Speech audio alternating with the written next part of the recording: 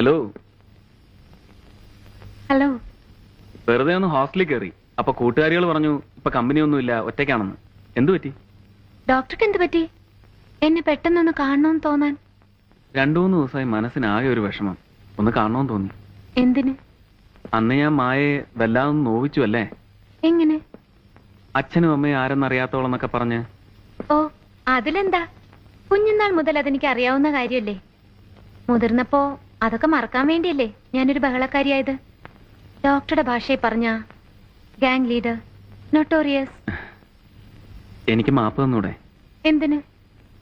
ആരും എന്നോട് അക്കാലത്ത് പറഞ്ഞു മായയുടെ അച്ഛനും അമ്മയൊക്കെ കാനഡയിലാണ്, വന്നിട്ടേ ഇല്ല, പണം മാത്രമേ അയക്കുള്ളൂ എന്നൊക്കെ. അതുകൊണ്ടാണ് ഞാൻ അന്നങ്ങനെ ഹേർട്ട് ചെയ്തത്.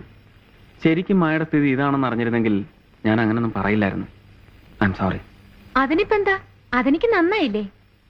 ഡോക്ടർ എന്നെ വാശി പിടിപ്പിച്ചതുകൊണ്ട് ഞാൻ അവരെ കണ്ടുപിടിക്കും. എന്നിട്ട് ഡോക്ടറുടെ മുമ്പിൽ കൊണ്ടുവന്ന് പറയും, ഇതാണ് എന്റെ അമ്മ, ഇതാണ് എന്റെ അച്ഛൻ, ദേ കണ്ടോന്ന്. ഉറപ്പായിട്ടും? ഉറപ്പായിട്ടും. അന്ന് ഡോക്ടർ എനിക്ക് എന്ത് തരും? അവരെ എന്റെ മുമ്പിൽ കൊണ്ടുവരാൻ മായയ്ക്ക് പറ്റിയാൽ തീർച്ചയായും ഞാൻ എന്നെ മായയ്ക്ക് തന്നേക്കാം. If you love me, if you like me. കൊണ്ടുവരാൻ പറ്റിയില്ലെന്ന് വെച്ചോ, അപ്പൊ മായ എനിക്ക് തന്നേക്കണം. Because I love you, I like you. അയ്യോ, കൺഫ്യൂഷൻ കൺഫ്യൂഷൻ. എനിക്കൊന്നും മനസ്സിലാവുന്നില്ല. ഒന്നുകൂടെ പറഞ്ഞേ. ദേ കളിതമാശയൊക്കെ വിട്, ഞാൻ കാര്യമായിട്ടാ പറയുന്നത്. ഞാനും കാര്യമായിട്ടാ പറയുന്നേ. എനിക്കൊന്നും മനസ്സിലാവുന്നില്ലെന്നേ. എന്നാ മനസ്സിലാക്കിയോ? അച്ഛനെ മറക്കുക, അമ്മയും മറക്കുക. എന്നെ ഇഷ്ടമാണെങ്കിൽ മായ എനിക്ക് തന്നേക്ക്, ഞാൻ അംഗീകരിച്ചോളാം.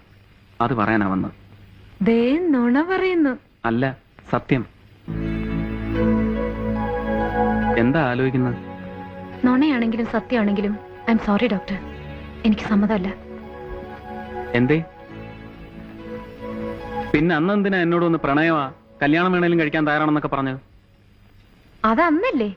ഇന്നെന്റെ സ്ഥിതി അതല്ലല്ലോ. ഇന്ന് എന്താ കുഴപ്പം? ഇന്ന് എനിക്ക് ഇത്തിരി വാശിയാ. എന്റെ വേണ്ടപ്പെട്ടവരെന്നെ അംഗീകരിക്കാതെ ഡോക്ടറോട് എന്നെ അംഗീകരിക്കാൻ പറയുന്നത് ന്യായമല്ലല്ലോ. ഓ,